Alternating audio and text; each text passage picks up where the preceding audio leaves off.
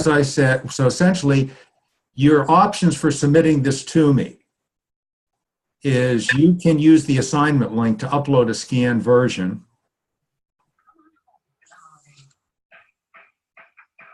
or you can drop it off at my office. If I'm not there, slide it under the door. But to receive credit for it, one way or another, I have to have it by Monday, November 26th. Okay, and the assignment link will disappear after Monday, November 26th. So to recap, there's a copy of the exercise, there's a copy of there's the assignment link, and eventually there's going to be a video capture of what we're talking about today, and out there where you can watch it again as you're going through the exercise. If you have any, if you have any questions. What I'm going to do is I'm going to bring up the exercise, and you'll see I'm going to share it so that you can see it, so I can go over what how it works. The exercise is similar to what we did in class. There's a few wrinkles. You have 6 months of units provided, and then you have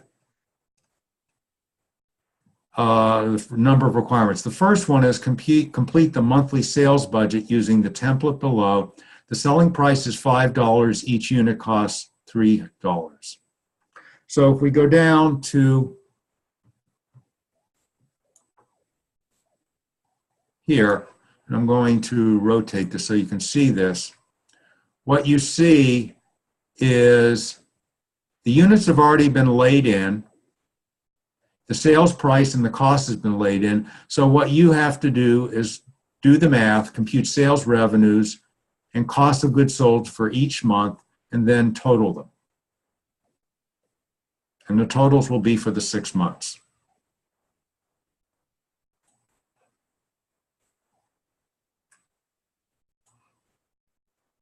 Okay.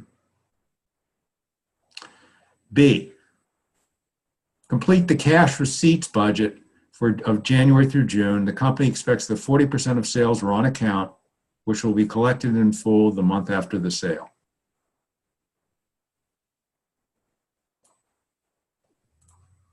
Okay. Now, this is the first month this company's in business. So the existing accounts receivable are 0 because there was no prior sales before this month. You're given that the AR percent is 40%. So also what you want to do is fill in the sales, total sales from your sales budget here in the first column. 40% of that would be your ending accounts receivable. 60% would be your cash sales. Just like we did in class, the ending accounts receivable balance 1 month will be the monthly accounts receivable collections or receipts the next month.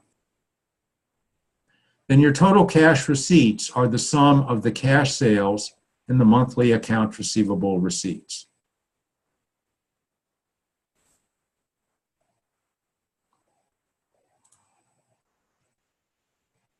Okay, I wanted to double check, make sure that no one has any questions at this point. Everyone understands what I've said so far. No, as I mentioned to you, if you want to ask me a question, use the chat to send it to me, and then I can open the microphone to ask, to chat with you. Unfortunately, it's just the way the technology works, I can't have all you talking at the same time.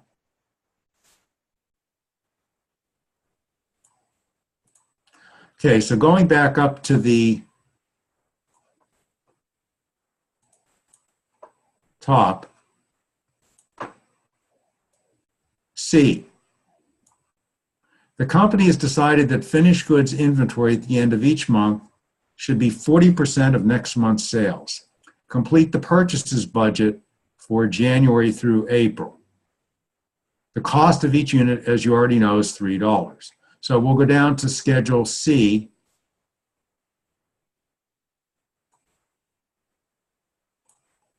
Okay, so I've laid in the unit sales.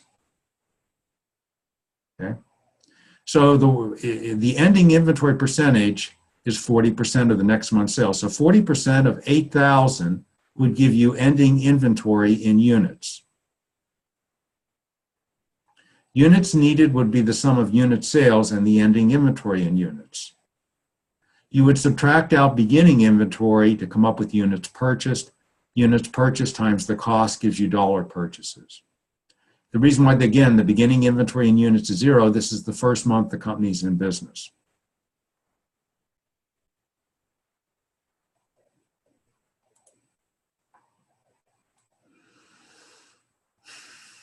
D, the company purchases 30% of its merchandise on account and the remainder is paid in cash. This is something that differs from the in-class practice exercise. In the in-class practice exercise, 100% of the company's purchases were on account. In this case, it's only 30%. So this is going to look a lot like the cash receipts schedule.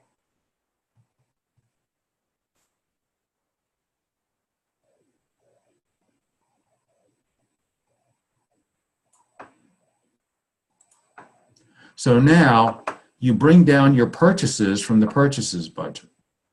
If 30% of them are on account, 30% would be the ending accounts payable balance, 70% would be the cash purchases.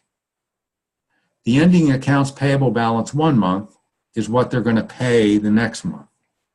And the total cash disbursements in any month is the sum of the accounts payable payments and the cash purchases.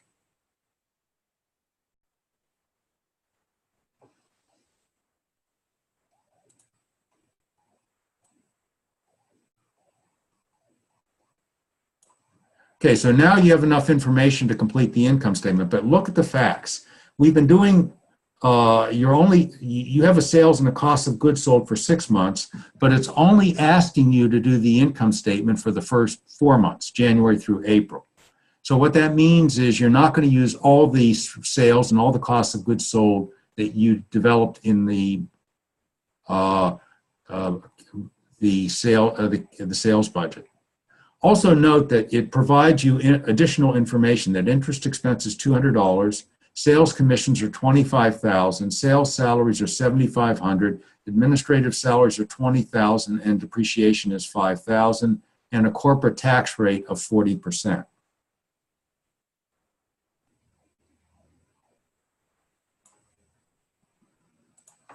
So you take the sales for the first 4 months and the cost of goods sold for the first 4 months, that's your gross margin.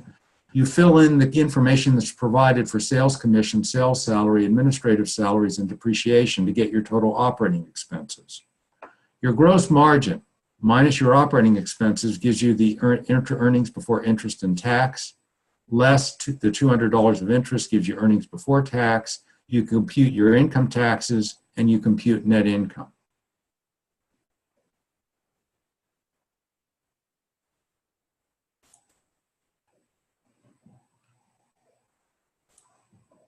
Okay, so is there any questions on what you need to do on this exercise? And let me know in the chat if you have any questions.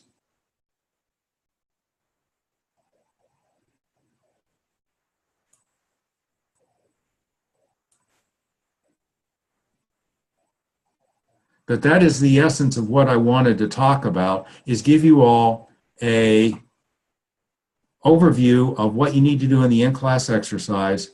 Once you complete it, you want to, as I said, either you can drop it off at some point. The campus technically is open next week, at least the first couple of days, so you could slide it under my office door, or you could just upload it through the assignment link that I've created using a scanned copy. Okay. And then what we would be in a position of, going back to the syllabus, just to recap where we are.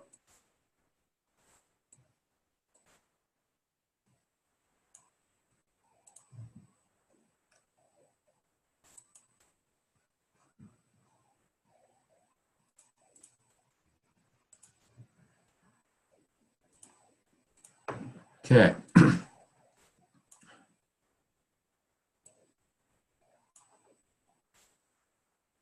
So at this point, we have one module left to go. Wait, this is the wrong one.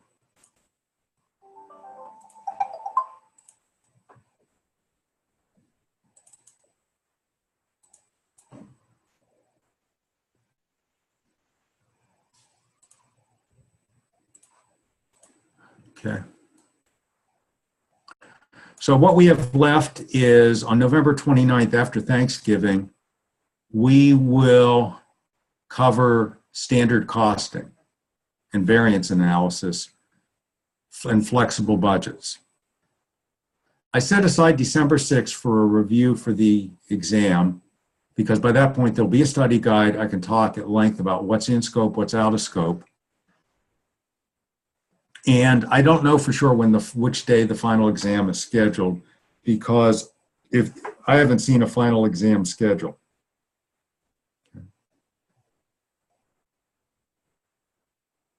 But accounting 211, because 230 doesn't exactly fit into the final schedule all that well, oftentimes might be at a different time. I just don't know yet. We have one module left to do, the Chapter 23 Standard Costing module. We have one Connect homework assignment that will open up after we cover Chapter 23. So in our next class, what we're going to do is we'll do a practice exercise for Chapter 23, and I still have to decide whether I want to do the actual in-class exercise that class or wait for the last class, which is the review. Anyways, a lot depends upon, for example, hopefully we won't lose any more classes for weather and so forth. I sort of build that one class with the review in case there's weather issues. So that sort of lays out. Make sure you get that standard last module done. Then if you've done more than the 12 modules, you will see the extra credit that you've earned go into the Canvas after the Chapter 23 module closes on November 29th. Then homework 4 goes in on December 7th. And at that point, everything will be in but the final exam, which will be the following week.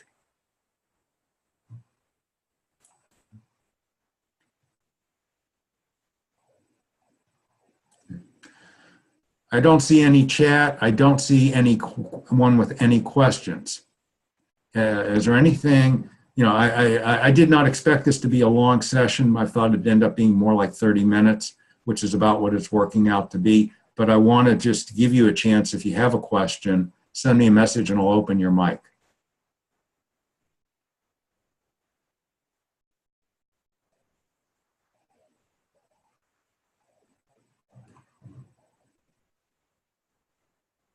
So I take it then that everyone feels they know enough to do the in-class exercise.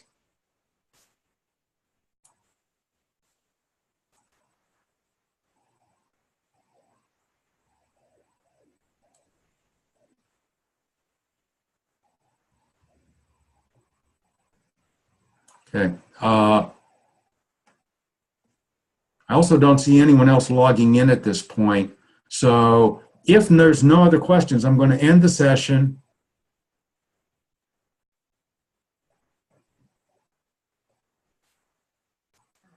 And then I will post the video for the session out in Canvas for anyone who wants to look at it again. One last run through before I end it. Does anyone have any questions about anything at this point?